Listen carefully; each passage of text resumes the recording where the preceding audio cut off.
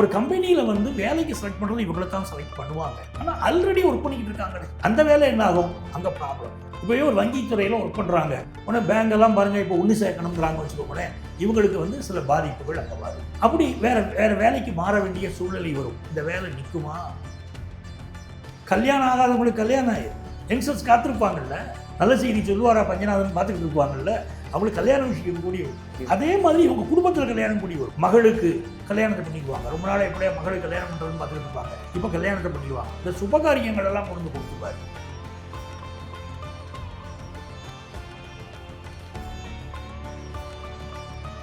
Sir, இப்போ காலச்சக்கரத்தின் 3ஆம் ராசியான மிதுனம். மிதுனம் வந்து ஒரு சில காலங்களாகவே வந்துட்டு ரொம்ப கஷ்டத்தில் இருக்கும், ரொம்ப இதாக இருக்கும்னு புலம்பிகிட்டே இருக்காங்க. ஆஃபீஸில் வேலை பார்க்குற ஆட்களாக இருக்கவங்களும் பார்த்திங்கன்னா, எனக்கான ப்ரொமோஷன் கிடைக்கல, எனக்கான ஒரு இது வந்து என்னை யாருமே வந்து பெருசாக மதிக்க மாட்டேங்கிறாங்க, நான் இவ்வளோ இழுத்து போட்டு செய்கிறேன் அப்படின்னு பலர் புலம்பி நான் கேள்விப்பட்டிருக்கேன். அவங்களுக்கு எப்படி இருக்க போகுது இந்த சனிப்பெயர்ச்சி? சிரித்து சிரித்து என்னை சிறையில் இட்டாய் நாங்கள் பாருங்க. அதாவது மிதுன ராசிக்காரங்க சிரிச்சு சிரிச்சு பேசுவாங்க, ரொம்ப கலகலப்பாக பழகுவாங்க. எங்கேயாவது யாருக்காவது ஒரு ப்ராப்ளம் வச்சுக்கோங்களேன், அந்த ப்ராப்ளத்தை சரியாக பஞ்சாயத்து பேசி தீர்க்கணும்னு நீங்கள் மிதுன ராசிக்காரங்களை தான் கூப்பிடாரு. ஆனால் இவங்க அடுத்தவங்களுடைய பிரச்சனையை தீர்த்துருவாங்க, இவங்க பிரச்சனையை உங்களால் தீர்த்துக்கிட முடியாது. நிறைய பிரச்சனை இருக்கும். இப்போ என்ன ஆயிடுச்சுன்னா, 2020 மிதுன ராசிக்காரங்களுக்கு ஏகப்பட்ட அடி. ஆனால் எல்லாரும் ரொம்ப பயப்படுறது யாருக்குன்னு பார்த்தீங்கன்னா, சனி பகவான் தான் பயப்படுறாங்க. ஏன் சார் அவர் மேலே இவ்வளோ பயம்? அவர் நல்லவரா கெட்டவரா சார்?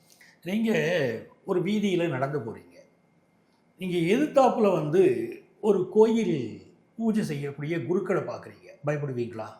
பயப்பட மாட்டீங்க. அதே நேரத்தில் எதிர்த்தாப்புல ஒரு போலீஸ்காரரை பார்க்குறீங்க, ஏதோ ஒரு பயம் இருக்கும் இல்லைங்களா? அப்போ இது எதுக்கு இந்த வித்தியாசம் வருது? யார் நமக்கு தண்டனை கொடுப்பாங்களோ அவங்கள பார்த்தா ஒரு பயம் வருது, யார் கண்டிப்பானவங்களோ அவங்கள பார்த்தா பயம் வருது. இந்த கோயில் குருக்கள்னு சொன்ன பாருங்களேன், அப்படித்தான் குரு பகவான். இந்த நவக்கிரகத்தில் நம்ம சூரியன், சந்திரன், செவ்வாய், புதன், குரு, சுக்கிரன், சனி, ராகு, கேது, இதைத்தான் இந்த 9 கிரகங்களை பேசுகிறோம். இதில் அந்த குரு பகவான் சொல்லக்கூடியது கோயில் குரு மாதிரி. அவர் வந்து ரொம்ப ஸ்வீட் பர்சன், ரொம்ப அமைதியானவர், நமக்கு நல்லதை மட்டுமே கொடுக்கக்கூடியவர். ஆனால் இந்த சனி பகவான் அப்படிங்கிறவர் நம்ம செய்த தவறுக்கு தண்டனை கொடுக்கக்கூடியவர். இப்போ பார்த்தீங்கன்னா அவருக்கு பேர் என்ன கேட்டிங்கன்னா கர்மகாரகன் பேர். கர்மானா என்ன? நம்மளுடைய செயல். நம்ம போன பிறவியில் என்ன தவறுகள் செய்திருக்கோமோ அந்த தவறுக்கு தண்டனை கொடுக்க வரக்கூடியவர் சனி பகவான். இப்போது எல்லாருமே அதாவது ஜோதிடத்தை நம்பாதவங்க நிறைய பேர் இருப்பாங்க. ஆனால் அந்த 7.5 சனி அப்படிங்கும்போது மட்டும் அதை நம்பிடுவாங்க. ஏன்னா அந்த சுச்சுவேஷனில் அவங்களுக்கு நடக்கிற நிறைய விஷயங்கள் வந்து, என்னடா இது நம்ம வேலை பார்க்குறோம் தான், முயற்சி பண்ணுறோம் தான், பட் ஆனால் முயற்சி திருவினை ஆக்குன்னு பார்த்தா எதுவுமே ஆக்க மாட்டேங்குது அப்படின்னு யோசிச்சுட்டு இருப்பாங்க. இப்படிலாம் இருக்கும்போது ஒருத்தவங்களுக்கு இந்த 7.5 அஷ்டம சனி இந்த மாதிரியான விஷயங்கள் எல்லாம் வந்துட்டு நல்லது செய்யவே செய்யாது. அதாவது சனி பகவான் வந்து கெட்டவர்னு எல்லாருமே ஒட்டுமொத்தமாக நினச்சிட்டோம். நான் என்ன சொல்கிறேன், முதல்ல உங்களுக்கு போலீஸ்காரர் அப்படின்னு ஒரு விஷயத்த சொல்றேன். தவறு செய்கிறவங்க தானே போலீஸை கண்டா நீங்கள் பயப்படணும். காவல்துறை உங்களுக்கு நண்பன் தானே சொல்கிறாங்க. அந்த மாதிரி நீங்கள் நன்மையை செய்யக்கூடிய பலருக்கு போன பிறவியில் நன்மை செய்திருந்தீங்கன்னா அந்த சனி பகவானுடைய பீரியடு நிறைய நன்மையை கொடுக்கும். உதாரணமாக நீங்கள் பாருங்களேன், 7.5 சனி பீரியடில் தான் பலருக்கு கல்யாணம் ஆகும்.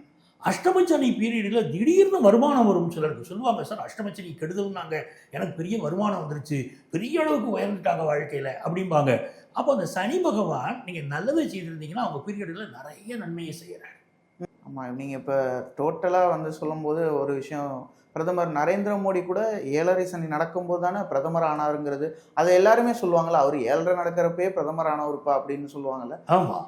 அப்போது இந்த 7.5 சனியில் பெரிய யோகம் கிடைச்சிருக்கா இல்லையா? நிறைய பேர் இருக்காங்க.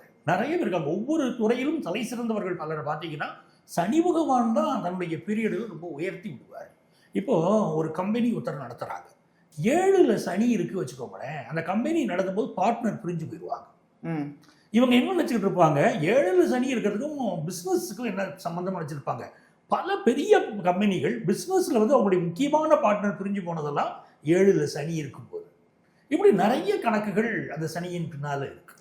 நீங்க சொல்றது தொழில் ரீதியா சொல்றீங்க, சிலருக்கு மன ரீதியா விரய சனியில ஒரு காதல் வருது, ஜென்ம சனியில அந்த காதல் அப்படியே போயிடுது. இந்த மாதிரியான மன உளைச்சல்களையும் ஏற்படுத்துறாரு. நிச்சயமா சனி பகவானால வந்து நான் சொன்னேன், நீங்க நல்லதை விதைத்தால் நல்லதை அறுவடை செய்யலாம், கெட்டதை விதைத்தால் எது விதைச்சிருக்கோமோ அதைத்தான் நம்ம அறுவடை செய்வோம். அதே மாதிரி விரயத்தில் சனி இருந்தால் விரயம் ஆயிருச்சு அப்படிங்கிறது பொதுவான பலன். ஜென்மத்தில் சனி இருந்தால் ஆட்டி படைப்பார் அப்படிங்கிறதும் இது எல்லாமே நம்ம சொல்லக்கூடிய பொதுவான ஒரு பலன் தானே தவிர ஜென்மத்தில் சனி இருந்த எல்லோருமே விழுந்துட்டாங்க அப்படிங்கிறதெல்லாம் கிடையாது.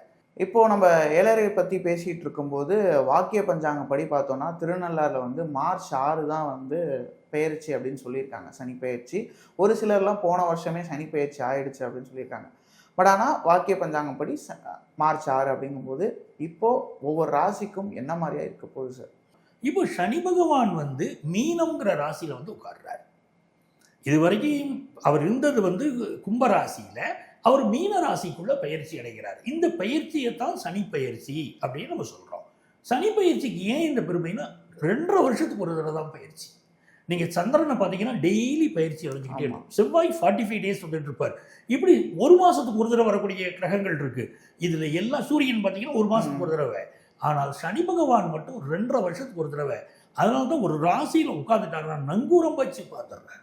அதனால தான் பிரச்சனைனாலும் ரொம்ப பிரச்சனை கொடுத்தா தாங்க முடியலையே. அதனால தான் இந்த சனி பயிற்சிக்கு அவ்வளோ முக்கியத்துவம்.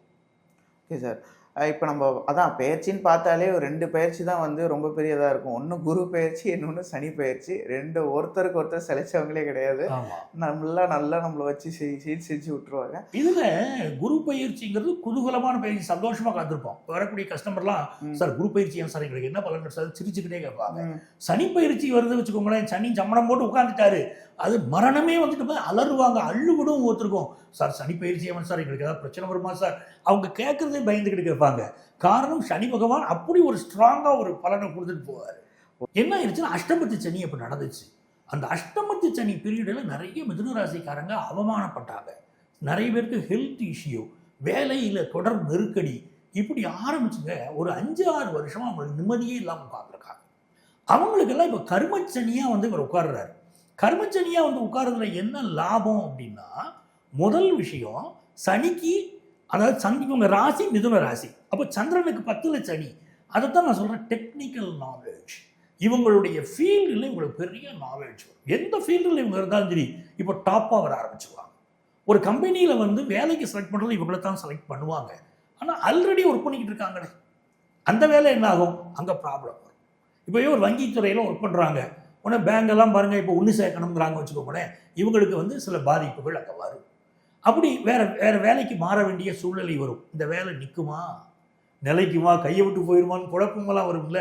அது மிதுன ராசிக்காரங்களுக்கு இருக்கத்தான் செய்யும். ஆனால் என்ன ஆயிடுதுன்னா, இவங்களுக்கு இந்த ஏப்ரல் மாதத்துக்கு மேலேருந்து ஃபினான்ஷியலாக பெரிய இம்ப்ரூவ்மெண்ட் வருது. மிதுன ராசிக்காரங்களுக்கு நிறைய கஷ்டப்பட்டாங்க. ஆஃபீஸில் இன்க்ரிமெண்ட் போட்டுருவாங்கங்கிறீங்க? இன்க்ரிமெண்ட் போட்டுருவாங்க. கல்யாணம் ஆகாதவங்களுக்கு கல்யாணம் ஆயிரும். யங்ஸ்டர்ஸ் காத்திருப்பாங்கல்ல, நல்ல செய்தி சொல்லுவாரா பஞ்சநாதன் பார்த்துக்கிட்டு இருப்பாங்கல்ல, அவங்களுக்கு கல்யாண விஷயம் கூடி வந்துடும். அதே மாதிரி இவங்க குடும்பத்தில் கல்யாணம் கூடி வரும். மகளுக்கு கல்யாணத்தை பண்ணிடுவாங்க. ரொம்ப நாள் எப்படியா மகளுக்கு கல்யாணம் பண்ணுறதுன்னு பார்த்துக்கிட்டு இருப்பாங்க, இப்போ கல்யாணத்தை பண்ணிடுவாங்க. இந்த சுபகாரியங்கள் எல்லாம் கொண்டு வந்து கொடுத்துருவார். அப்புறம் இன்னொரு விஷயம், எதில் கவனமாக இருக்கணும்னா, சில பேர் வீட்டில் வந்து ஒரு ரிப்பேர் ஒர்க் இருக்கும், ஒரு செப்டிக் டேங்க் ப்ராப்ளம், அந்த மாதிரி ப்ராப்ளத்தால் இவங்க என்ன பண்ணியிருப்பாங்க, சரியாக அட்டன் பண்ணாமல் விட்டுருப்பாங்க. அது ப்ராப்ளம் பெருசாகும். இப்போ அதை ஃபுல்லாக சரி பண்ணிட்டு வந்துடணும். சரி பண்ணிட்டா ப்ராப்ளம் இல்லை, பெருசாயிடும்.